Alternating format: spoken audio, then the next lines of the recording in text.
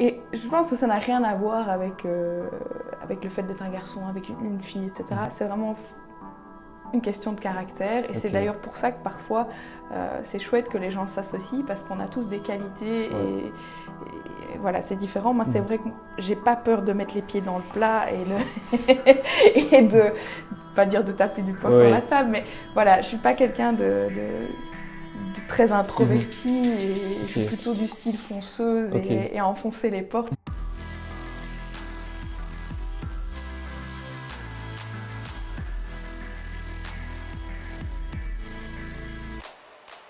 Perrine, merci d'avoir accepté mon invitation.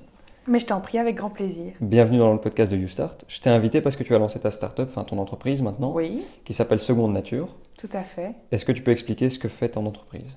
Alors, Seconde Nature, c'est une entreprise qui développe et commercialise des cosmétiques, qui sont des cosmétiques naturels, certifiés bio, donc avec de fortes valeurs forcément derrière tout ça. C'est une démarche éthique et donc voilà, c'est des produits de soins qui sont distribués en pharmacie. Ok, d'accord, donc tu n'as pas lancé ta propre boutique, tu fournis les pharmacies avec tes produits. Voilà, donc ce n'est pas effectivement une boutique ou une chaîne de boutiques, tout simplement parce que la gamme est encore petite. Il y a 7 références et c'est très à la fois compliqué et coûteux de développer ce type de produit. Donc c'est vrai que voilà, en tant que jeune entrepreneur, j'avais pas la possibilité de me lancer dans des folies tout de suite. Donc voilà, c'est une petite gamme et ayant une petite gamme, c'est vrai que il fallait passer par des distributeurs. Et puis de toute façon, c'était pas l'objectif d'ouvrir une boutique, parce que le conseil du pharmacien était vraiment quelque chose qui m'intéressait et qui était important en tout cas pour vendre les produits. C'était adapté à ce que tu voulais faire. Exactement. Et il touchait déjà les gens que tu voulais atteindre. Voilà, le public cible, effectivement. Ok, donc ça valait pas la peine au final de lancer ta propre Mais disons boutique. que dans un premier temps, ça vaut pas la peine. Maintenant, c'est sûr que je sais pas de quoi l'avenir est fait, comment le projet va se développer aussi, donc j'ai tendance à ne jamais rien exclure, mais en tout cas, le point de départ n'était pas là. Au début, c'était pas nécessaire. Et lancer des cosmétiques naturels, pourquoi tu as décidé de faire ça? Est-ce que c'est un problème que tu as rencontré? Est-ce que tu t'es rendu compte qu'il manquait vraiment ce genre de produit sur le marché? Pourquoi tu as décidé de lancer ça? Alors, il y a 2 aspects à la réponse. La première, c'est que je suis passionnée, disons, depuis l'adolescence, le plus jeune âge, par tout ça. En fait, en grandissant et l'esprit critique se développant aussi, moi j'étais à l'UNIF à l'UCL et c'est vrai que je me suis beaucoup intéressée à qu'est-ce qu'il y a en fait dans les produits qu'on utilise, qu'est-ce qui se cache derrière cette liste des ingrédients, etc. Et ça a été une réelle prise de conscience pour moi où je me suis vraiment rendu compte. Je fais souvent le parallèle en fait avec l'alimentation.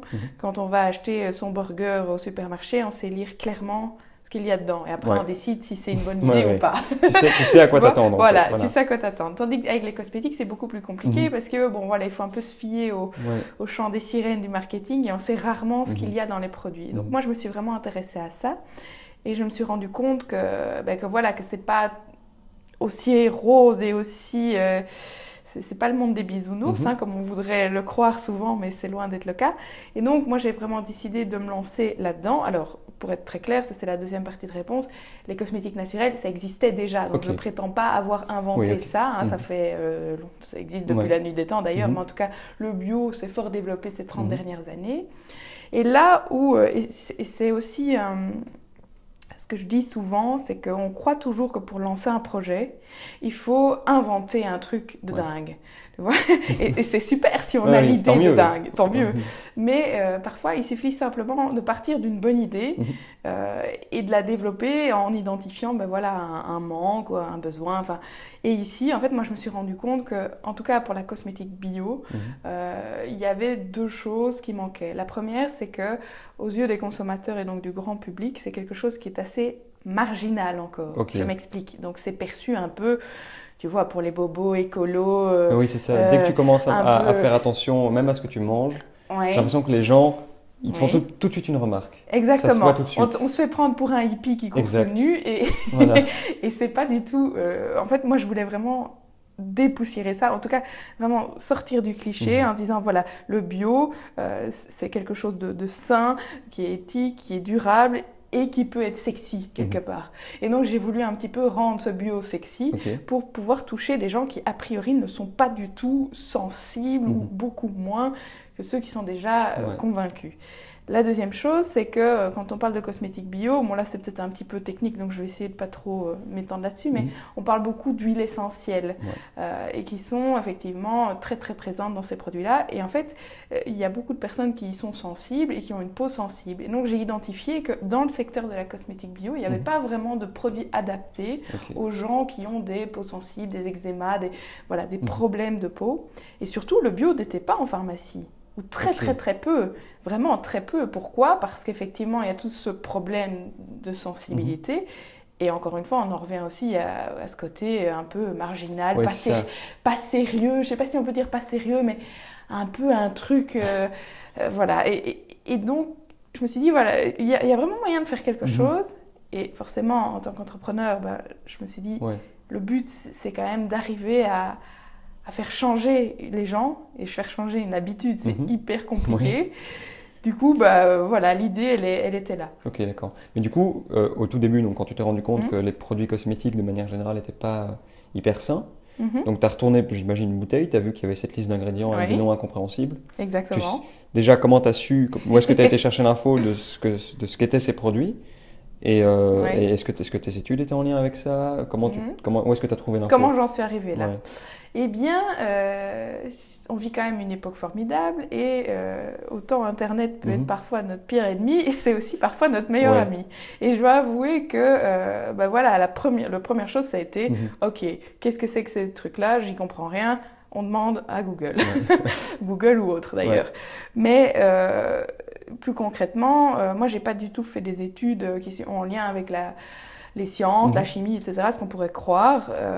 Pas du tout. Moi, j'ai fait des études. À la base, je voulais devenir journaliste, donc j'ai fait la com et je devais faire un master en journalisme que j'ai finalement pas fait, et j'ai fait un master en relations publiques parce que déjà, j'avais un attrait pour le milieu de l'entreprise. C'était quelque chose qui m'intéressait. À l'époque, le master qui existe maintenant, en tout cas pour les futurs entrepreneurs, n'existait pas. Moi, j'ai fait RP. Et c'est une passion que j'avais complètement à côté. C'est-à-dire qu'il n'y avait pas vraiment de lien entre les deux, mais quand je suis sortie des études, je me suis dit, voilà, j'ai appris pas mal de choses qui sont utiles quand on veut porter un projet d'entreprise, mais qui n'ont rien à voir avec le secteur d'activité. Et ça, c'est quelque chose... Alors, s'il y a bien un truc qu'on apprend aux études, en tout cas supérieures, c'est apprendre vite et bien. Et donc, j'ai beaucoup travaillé en autodidacte, en fait. Maintenant, c'est sûr que je ne suis pas chimiste, donc pour ça, je travaille avec des labos, où là, vraiment, il y a les gens qui ont les formations, les diplômes pour effectivement faire les productions, pour faire les post-productions, pour faire les tests, pour faire... Enfin, voilà, tout ce qui est en lien avec le milieu. Donc, tu t'es lancé pendant tes études, en fait? Juste après. Ou juste après? Juste après. Ok, d'accord. Et... donc tu vas voir les labos, donc tu as été associé avec les gens qui avaient les bonnes compétences.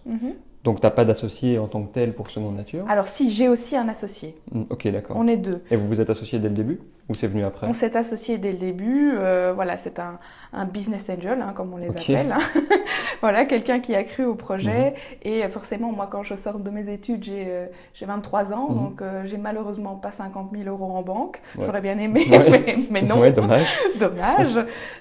Donc c'est évident qu'il a fallu trouver des moyens financiers. Bon, tous les entrepreneurs, tous les futurs entrepreneurs savent à quel point la question du financement est complexe, est vraiment très complexe. Donc aller voir une banque en se disant « Ah, j'ai une super idée, regardez, je suis pleine de motivation », en plus en étant une nana, ce qui n'est pas toujours simple non plus dans ce milieu-là, c'était évident qu'au départ, ça n'allait pas fonctionner avec les banques.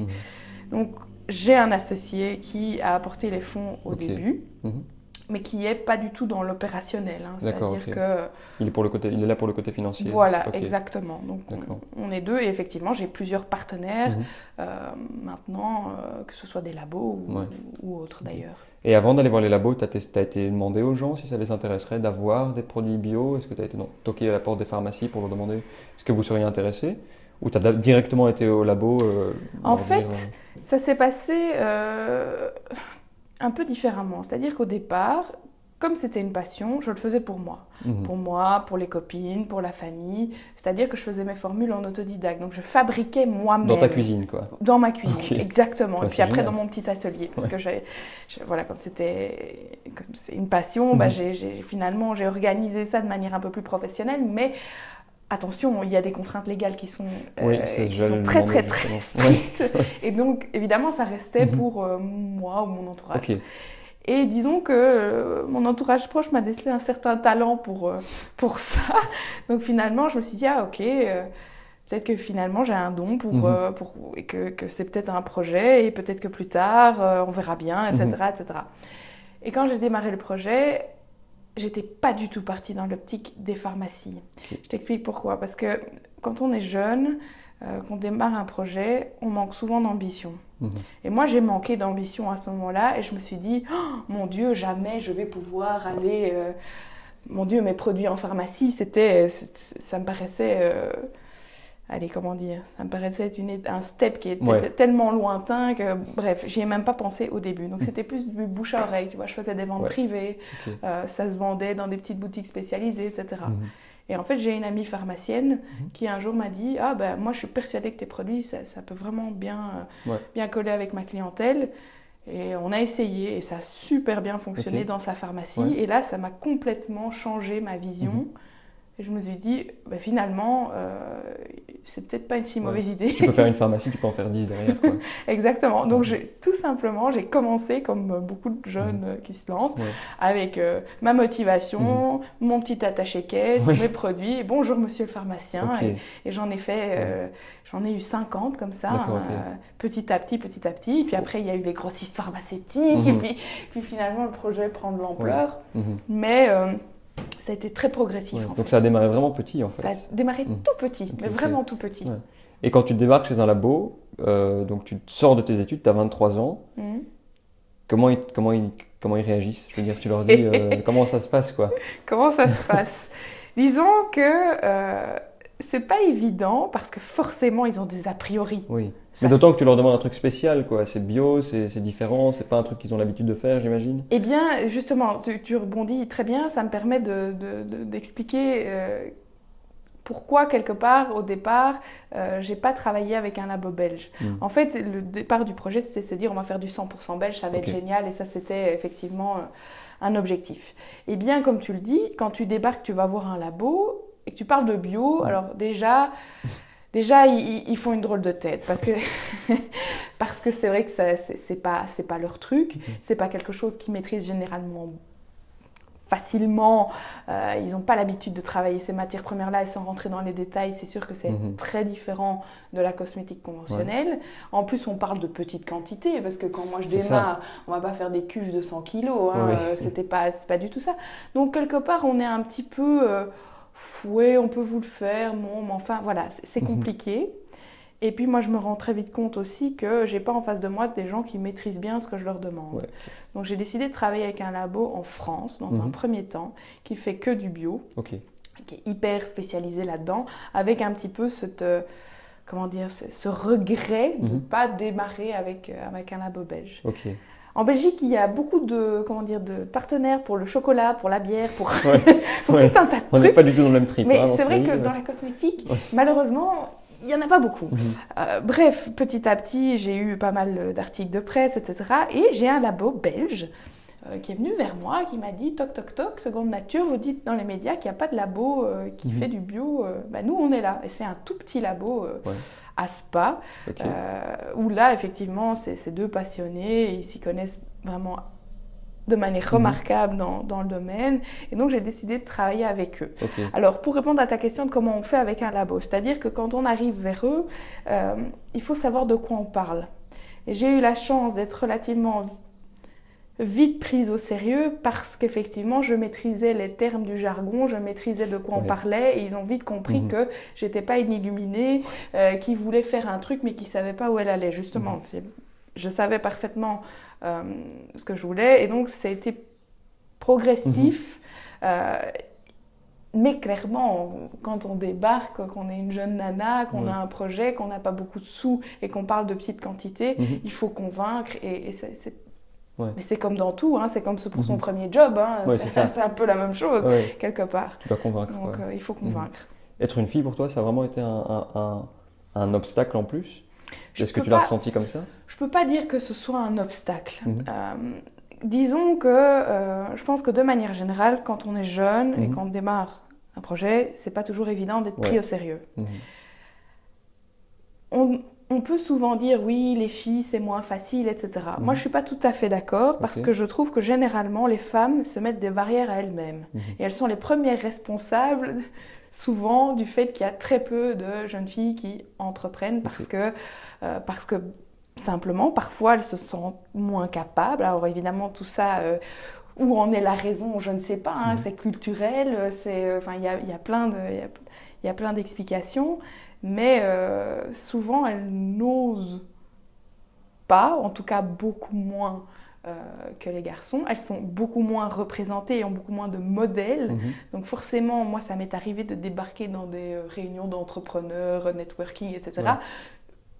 Franchement, ça m'est arrivé une fois, j'étais la seule nana, mais la seule. Et généralement, on est 3, 4, 5, tu vois, mais vraiment, on représente 5%. C'est hyper dommage en même temps. C'est hyper dommage. Et je pense que les filles, du coup, ont peu de modèles de femmes entrepreneurs, en tout cas, en Belgique. De manière proche, en ont beaucoup moins. C'est sûr que si on parle d'international, là, c'est différent. Mais... Et c'est pas évident d'être pris au sérieux, parfois. Moi, je l'ai constaté, je n'ai pas envie de dire que c'est la règle, mais c'est quand même un milieu qui est très, très masculin. Et c'est difficile de faire sa place. Mais il faut y aller. Et d'ailleurs, j'encourage les filles un peu à... Et comment tu t'es pris alors Mais je pense que c'est une question de caractère. En fait, on m'a déjà souvent posé la question, est-ce que tout le monde est un entrepreneur? Est-ce que tout le monde peut dire, voilà, moi je vais porter un projet, etc. Et je pense que ça n'a rien à voir avec le fait d'être un garçon, avec une fille, etc. C'est vraiment une question de caractère. Et c'est d'ailleurs pour ça que parfois, c'est chouette que les gens s'associent parce qu'on a tous des qualités et voilà, c'est différent. Moi, c'est vrai que j'ai pas peur de mettre les pieds dans le plat et de pas dire de taper du poing sur la table, mais voilà, je suis pas quelqu'un de très introvertie et je suis plutôt du style fonceuse et enfoncer les portes et les défoncer même si... c'est comme ça qu'il faut faire au final si tu veux entreprendre. Exactement. Donc tu ne vas pas y arriver si tu n'oses pas aller demander. Exactement. Et c'est là où c'est vrai que c'est pas toujours évident quand on n'a pas en tout cas cette facilité d'enfoncer les portes, de se faire entendre et de démarrer son projet. Mais moi, quelque part, ça m'a servi. Voilà. Et donc, tu as parlé des réglementations, etc. Je sais que dans l'alimentaire, par exemple, il y a l'AFSCA. Oui. Est-ce que tu as eu des contrôles? Est-ce que tu as eu des ennuis, c'est pas le bon mot, mais je vois ce que tu veux dire. Et est-ce que tu as eu des contrôles comme ça imprévus? Est-ce que tu as eu des problèmes sur le chemin liés aux réglementations? Et comment tu as fait pour les respecter? Au niveau de la réglementation, en tout cas au niveau de la cosmétique, c'est encore plus compliqué que l'alimentaire, ce qui paraît contradictoire, mais pas du tout. Donc en Belgique, on a l'AFSCA, effectivement. En cosmétique, c'est une compétence européenne. D'accord ? Donc c'est la Commission européenne qui régit tout ça. Avant, c'était les centres antipoison de chaque État membre. Maintenant, c'est plus du tout comme ça. Et je suis obligée de constater très souvent, parce que la cosmétique naturelle devient très à la mode, le homemade encore plus, qu'il y a pas mal de gens qui oublient parfois qu'on ne fait pas n'importe quoi et qu'on ne décide pas de s'improviser apprenti chimiste dans sa cuisine et puis décider d'aller vendre à ses voisins en faisant du porte-à-porte ses produits. C'est absolument interdit et en fait, au départ, je pense qu'effectivement... en allant à l'université aussi, tout ça, enfin, on est quelque part assez éveillé à tout ça. Et je me suis dit, ok, dans quoi est-ce que je mets les pieds? Et ça a été un long travail, effectivement, de recherche, de se dire, ok, qui est compétent pour ça? Qu'est-ce que je dois faire? Comment je peux faire pour commercialiser ça? Qu'est-ce qui me pend au nez? À quoi je m'expose? Est-ce que c'est risqué, pas risqué? Bref. Donc ici, comme je le disais, c'est la Commission européenne. Et en fait, chaque produit cosmétique... Chaque formule doit faire l'objet de plusieurs règles, on va dire ça comme ça. Donc, on doit enregistrer le produit à la Commission européenne. On doit enregistrer son dossier cosmétique. Un dossier cosmétique, si tu veux, c'est la carte d'identité du produit, où là, il y a tout. C'est-à-dire, quel ingrédient, d'où il provient, comment le produit a été formulé, quel dosage, tout le rapport de toxicologique, pardon. Vraiment, tout ce qu'il y a dans le produit et pour qu'effectivement, si un consommateur un jour un problème, qu'on puisse dire voilà ce produit, comment il est fait, il y a quoi là-dedans, etc., etc. Il y a des contrôles, c'est certain. Aujourd'hui, j'ai pas fait l'objet encore de contrôles. Pourquoi? Parce que tout simplement, le SPF Santé publique voit directement si l'entreprise a ses produits enregistrés à la Commission européenne, s'il y a des dossiers. Il faut vraiment pas être en ordre. Voilà, alors effectivement, les gens qui sont un peu borderline et qui font les choses... Quand ça sent la magouille, ça se voit assez vite en fait. Et je pense qu'effectivement, moi j'ai toujours voulu faire les choses dans les règles et ça coûte beaucoup de sous de faire les choses dans les règles parce qu'il y a des tests à réaliser et tout ça est extrêmement coûteux. Mais à partir du moment où on voit que voilà, pour chaque chose, les choses sont en ordre, c'est enregistré, etc., l'entreprise... Donc on est moins exposé au risque de contrôle. Maintenant... On l'est. Et demain, on peut m'appeler et me dire, on débarque au labo, on vient voir ce qui s'y passe et on vient ouvrir vos dossiers. Et bon, c'est sûr que c'est du temps et c'est des coûts. Mais bon. Mais dans ce cas, c'est le labo ou c'est toi qui es responsable s'il y a un problème? Non, c'est l'entreprise. Donc en gros, tu es responsable de trouver un bon laboratoire qui fait les choses bien. Exactement. Donc effectivement, si il y a un problème sur une production et qu'on s'est démontré que par exemple un fournisseur m'aurait menti sur tu vois, un ingrédient et en fait, bon voilà, après là c'est la responsabilité de la personne qui a commis la faute, pardon, mais a priori c'est l'entreprise qui est responsable de ce qu'elle met sur le marché. C'est quand même énormément de travail pour mettre un produit cosmétique sur le marché. Ce qui explique pourquoi il y a cette formule. Et t'en as fait 7, mais en combien de temps pour avoir un ordre d'idée?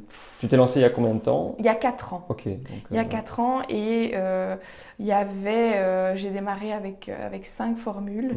Il y en a eu 2 qui ont été développées par la suite. Donc ça, c'est peu, mais voilà. C'est suffisant, si ça marche déjà. C'est aussi dans l'optique de la slow cosmétique. Donc je m'explique, comme je suis dans le bio, dans le naturel, etc., on considère aussi que multiplier les produits, faire croire aux gens qu'il faut avoir... justement. 36 produits dans son armoire. Voilà, nous, on ne croit pas en ça et c'est plutôt le less is more, c'est-à-dire moins il y en a, mais de meilleure qualité, mieux c'est. Et donc, l'idée, c'est de développer des bonnes formubles où tu n'as pas besoin d'acheter 36 produits. Oui, moi, je vois ça d'un œil extérieur.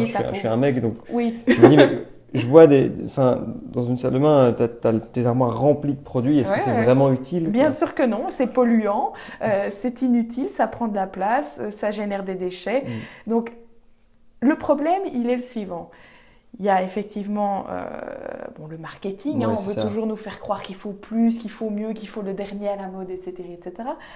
Et surtout, il y a la question du prix. On te vend des produits pour 3 balles, il y a beaucoup d'eau, beaucoup de silicone et beaucoup de crasse dedans, mais il y a un joli emballage. Alors, le problème, c'est que du coup, on se dit, ça marche pas si bien que ça finalement, donc je vais en acheter un autre. Et on tombe vite, tu vois, dans ce côté à la recherche du produit parfait. Alors, je prétends pas développer des produits parfaits, mais disons qu'on a vraiment une charte de qualité et de responsabilité. On se dit, voilà, les gens, ils doivent en avoir pour leur argent. On a décidé de faire les choses bien. En Belgique, on aime bien de faire les choses bien, généralement. Que ce soit pour l'alimentaire. Enfin bref, nos entreprises, généralement, sont connues comme étant, faisant les choses correctement.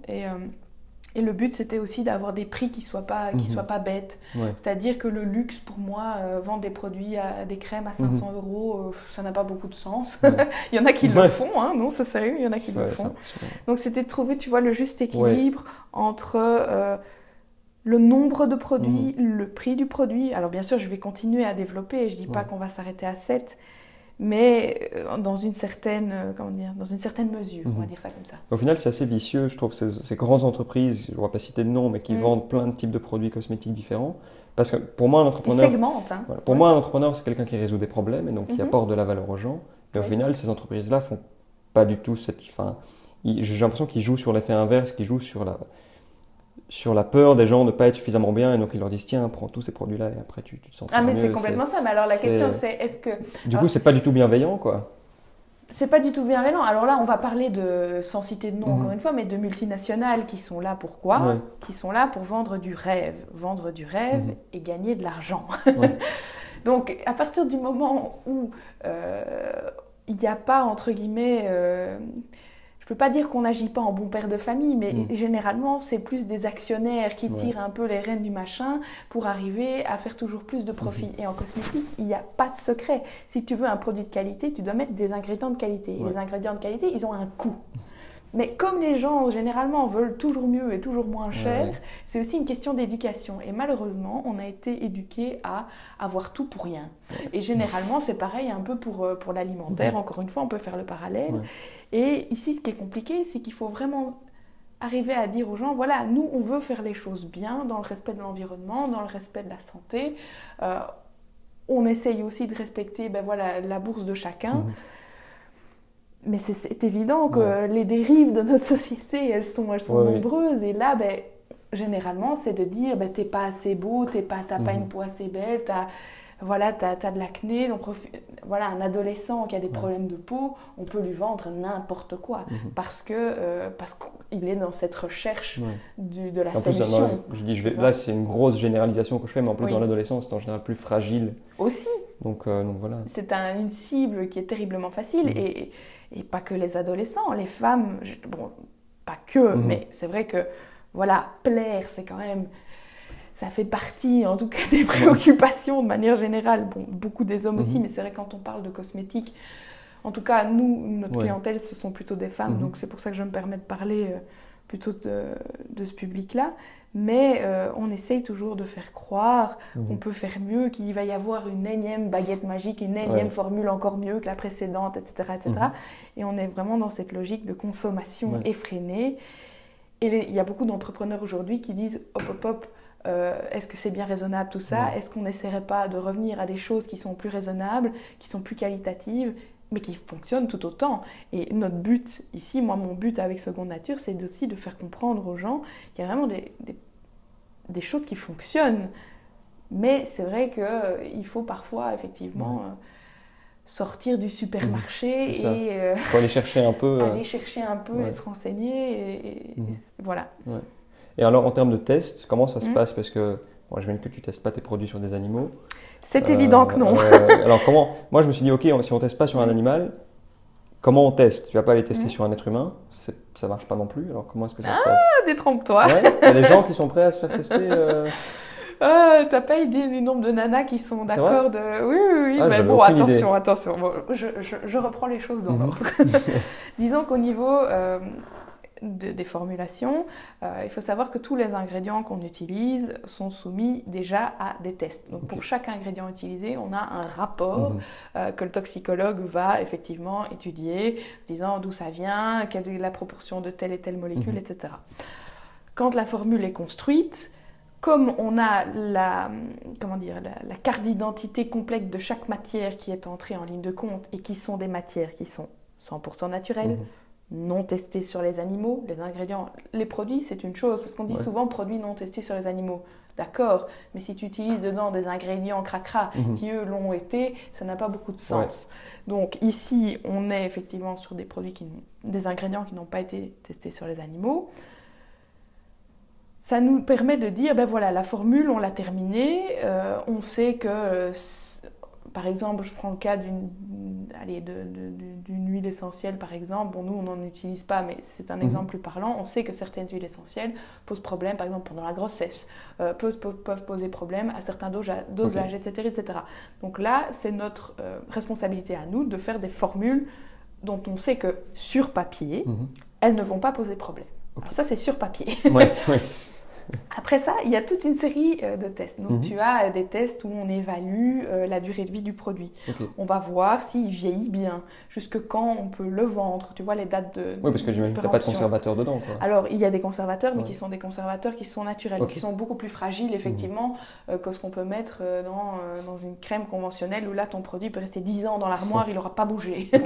Ici, on est sur des choses qui, effectivement, sont plus courtes. Il y a ce test-là et on demande aussi à des gens, à des volontaires, de tester les produits. Et on fait un test, c'est tout simple, dans le creux du bras. On va appliquer un peu de produit et on demande effectivement aux personnes si après 24 heures, elles ont des réactions, après une utilisation d'une semaine, etc. etc. D'accord ? Donc ça, c'est de notre liberté. On peut tester sur 15 personnes, on peut tester sur 500 personnes. Tu vois ? Donc, généralement, on demande effectivement à des volontaires et heureusement, on n'en manque pas trop. Mais je pense qu'ils sont rassurés parce qu'ils savent bien qu'on a l'habitude de faire des choses qui tiennent la route. Donc jusqu'à présent, on n'a pas eu de problème. Donc voilà, au niveau des tests, c'est comme ça. Et puis même, ils sont volontaires, donc même s'il y avait, j'imagine, même s'il y avait un problème. Oui, mais en même temps, un problème, qu'est-ce que ça peut être? Ça peut être effectivement une petite plaque d'eczéma parce que la peau, mais évidemment, on ne dit pas aux gens badigeonnez-vous de haut en bas, ça n'a pas beaucoup de sens. Mais en fait, nous, et c'est aussi une tranquillité d'esprit. Parce que autant c'est très compliqué de travailler les matières naturelles, tout simplement parce qu'elles sont vivantes et parce qu'on n'est jamais à l'abri, d'un lot à l'autre. Oui, c'est ça. Tu vois, c'est vraiment des matières vivantes, contrairement à une paraffine minérale qui est du pétrole, tout simplement. Et le pétrole, c'est inerte, ça ne bouge pas. Mais par contre, on peut se dire que comme on utilise des ingrédients qui ne sont pas cracra, qui ne sont pas toxiques, qui ne sont pas réputés comme étant posant des problèmes, etc., on s'expose beaucoup moins à des risques que, par exemple, je prends le cas, je ne sais pas moi, d'un dentifrice qui contiendrait du triclosan. C'est sûr que le triclosan, c'est excessivement toxique. On en met dans certains dentifrices à des doses qui sont très très réglementées. Il n'empêche qu'il ne faut pas se louper quand même. Oui, d'accord, Donc ça dépend un peu. Nous, les matières premières avec lesquelles on travaille sont des choses qui sont tout à fait inoffensives, entre guillemets. Donc, tu dis que c'est quand même moins dangereux. C'est quand même moins dangereux a priori. Voilà. Et du coup, en termes de... Parce que forcément, tes produits sont plus chers. Pas forcément. Pas forcément. Ils sont vendus en pharmacie, donc c'est pas toi qui t'occupes directement de les vendre aux clients. Non. Comment est-ce que tu fais pour t'assurer que, effectivement, quand il y a quelqu'un qui se rend en pharmacie, que la pharmacienne propose ce produit et réponde à la demande de la personne? Et que la pharmacienne ne va pas lui donner un autre truc Alors ça, c'est très compliqué parce qu'effectivement, moi, je ne suis pas sur le point de vente pour vérifier. Il n'empêche que travailler avec les pharmaciens, c'était finalement... C'était une très bonne idée, tout simplement parce que ce sont des gens qui sont capables de lire la fameuse liste des ingrédients que la plupart des gens ne comprennent pas. Donc, généralement, le pharmacien, il est à même de donner un conseil qui est qualitatif et en connaissant évidemment la peau, en connaissant ce qu'il y a dans le produit. Alors, c'est vrai qu'en tout cas pour nous, pour les produits naturels, ils ne connaissent pas toujours toutes les matières premières, etc. Mais généralement... c'est évident qu'ils ont une connaissance de base sur la question. Tu l'espères au moins s'ils sont des pharmaciens, c'est qu'ils ont fait les études pour. Exactement, ils sont pharmaciens, donc on peut supposer quand même qu'ils savent de quoi ils parlent. Surtout qu'en plus maintenant la cosmétique est très répandue en pharmacie, donc ils ont vraiment l'habitude, ils reçoivent des formations. Même s'il est vrai que pour la cosmétique naturelle, c'est un petit peu nouveau entre guillemets pour eux. Mais du coup, nous on est rassurés parce qu'on se dit voilà, les gens vont avoir un conseil de qualité et si les produits sont en supermarché, finalement, tu sais, c'est dans les rayons, les gens, ils passent, ils se servent, ils ne se servent pas, ils s'arrêtent au prix. Ils se disent, ah bah oui, bah voilà, bah comme j'y comprends rien, cette liste des ingrédients, mais je vais prendre le moins cher, une crème hydratante, c'est une crème hydratante. Sauf que non. Donc évidemment, c'est ça qui est intéressant. Et généralement, les pharmacies avec lesquelles on travaille sont des pharmacies qui sont intéressées par la cosmétique naturelle, sont sensibles, tu vois, à toute cette démarche, etc. Et donc, on va avoir tendance à conseiller nos produits. Et comme les gens qui vont en pharmacie sont pas toujours des gens qui sont très initiés au bio, c'est une manière aussi de leur faire découvrir à ces personnes-là que le bio, ça peut être sympa, c'est bien fait, ça se conserve bien, ça a une odeur agréable, le packaging est sympa. Et petit à petit, en fait, mon objectif, c'est d'arriver à rallier ces gens du côté green de la force, alors qu'ils sont pas du tout... C'est carrément de la rééducation que tu dois faire, parce que... C'est un peu ça. Tu dois leur mettre quelque chose de nouveau dans la tête. C'est faire tomber les a priori. C'est faire tomber les a priori. C'est vraiment ça. La plupart consomment effectivement les marques de pharmacie classiques.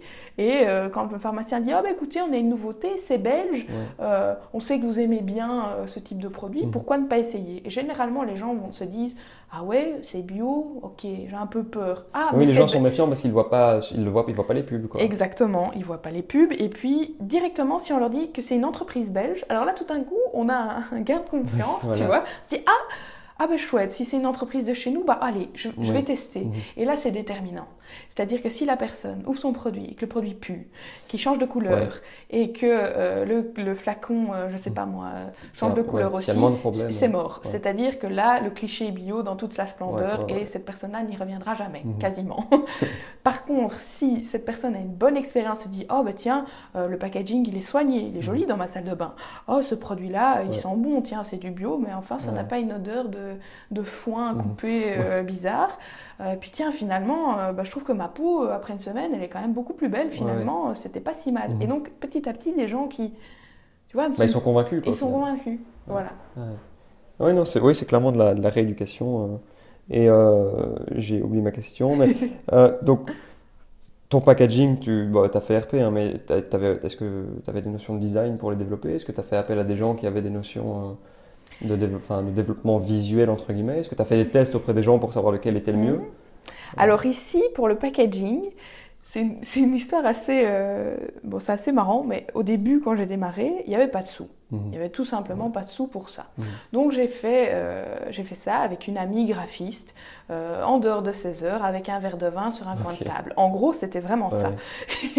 Et maintenant, voilà, quand je les revois et que je reviens en arrière, je me dis que c'était pas à la pointe de ce qui était fantastique, mais pour démarrer, c'était pas mal. Ça. Et puis après, les formules ont plu, le bouche à oreille, etc. Il y a eu un peu plus de sous chez Seconde Nature. Et donc on s'est dit, voilà, maintenant qu'on en a les moyens, on va vraiment prendre cette question du packaging à bras le corps pour faire quelque chose qui a vraiment de l'allure. Mais qu'on puisse pas se dire, tiens, c'est une petite start-up belge qui a développé ça, mais qu'on se dise, ah mon Dieu, c'est vrai que c'est du sérieux. C'est vraiment du sérieux. Et comment on fait? Parce que moi, je ne suis pas graphiste, donc forcément, il faut travailler avec des gens. Et j'ai décidé de faire confiance à une petite jeune qui se lançait. C'est-à-dire qu'un jour, mon associé a reçu dans sa boîte mail d'une petite nana qui faisait de la prospection, qui disait, voilà, je suis graphiste, je me lance.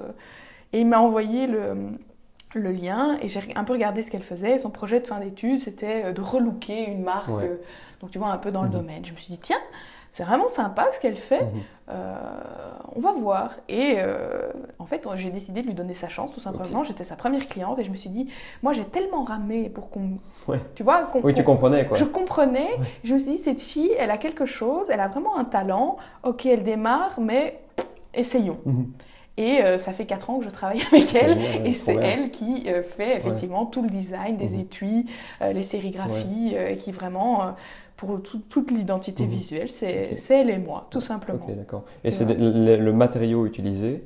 Alors, est-ce que c'est un truc qui pollue aussi ou c'est... Alors évidemment, il faut être jusqu'au boutiste, évidemment.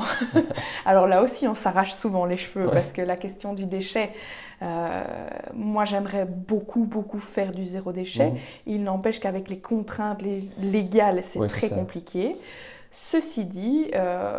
pour prendre les choses une par une, les flacons qu'on utilise, ce sont des flacons qui sont fabriqués en France, qui sont en verre pour la plupart, parce que le verre est un matériau qui est beaucoup plus éco-friendly.